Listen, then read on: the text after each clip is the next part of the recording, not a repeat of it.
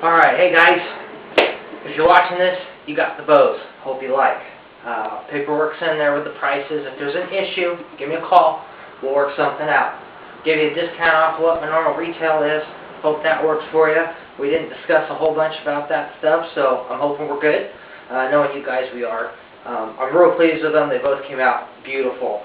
You'll notice both of them are a little different, obviously, not just the style, but in weight. On the bottom limb, it says 53 pounds at 28 inches for this guy, so he's the heavier.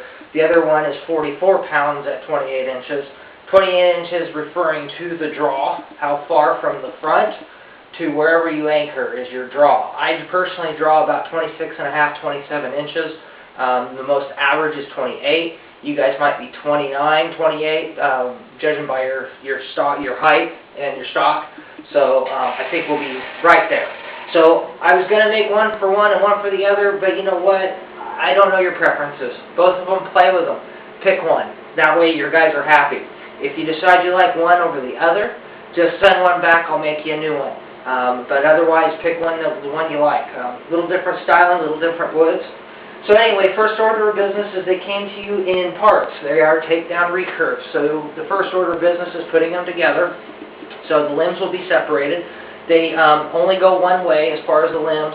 The logo goes on the top and the poundage goes on the bottom. There'll be two pins. If they came out, just put the pins back in. You just put them in like so. The black plastic tab is glued on so you don't lose them. I do that with all the bows. You each get an Allen wrench, tighten it down. Pretty straightforward stuff here. Before you give it a final snug, just kind of run your fingers. It should feel pretty even on both sides. They can move a little bit, not much. And then crank it. Now you're done. Second order of business is going to be putting your strings on.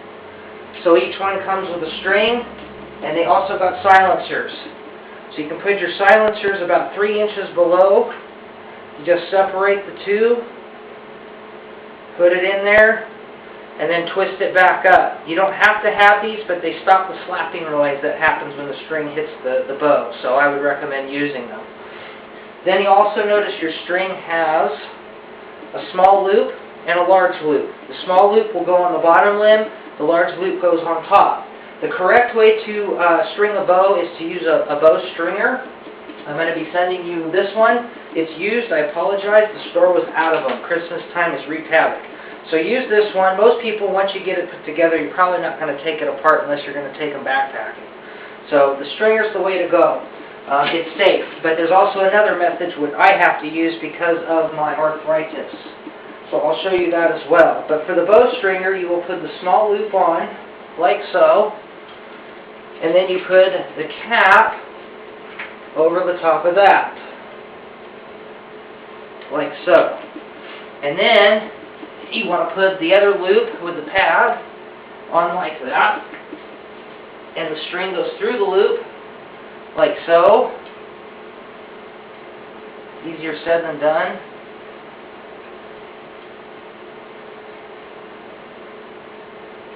And then you'll step on your stringer,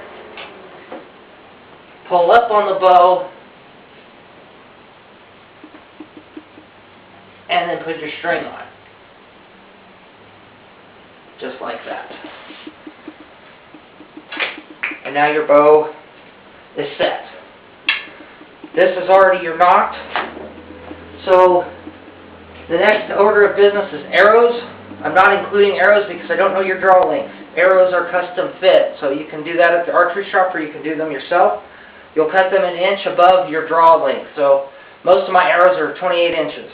Yours might be 29-inch arrows or 30-inch arrows. They all come 31 or 32 inches. And you can shoot them longer. Don't ever shoot them shorter. Also, you need to pick out an arrow that goes inside with your bow. In this case, this is the 44-pound. This arrow is a little lighter weight. It's called a 35-55. Or another arrow that you can buy is 300. For the heavier weight bow, you're going to want to buy a heavier arrow, the 4000, or in this case a 5570. If you go to your store, they'll help you. Your nock, always knock your arrow underneath that metal. just like that. It keeps it from sliding up. And it sits on the pad, pull back, and shoot. That's it. You guys are all set. If you have any other questions, give me a call, email me. I'll be more than happy to help. I hope you're happy with them. Thanks a lot for the order. I appreciate it.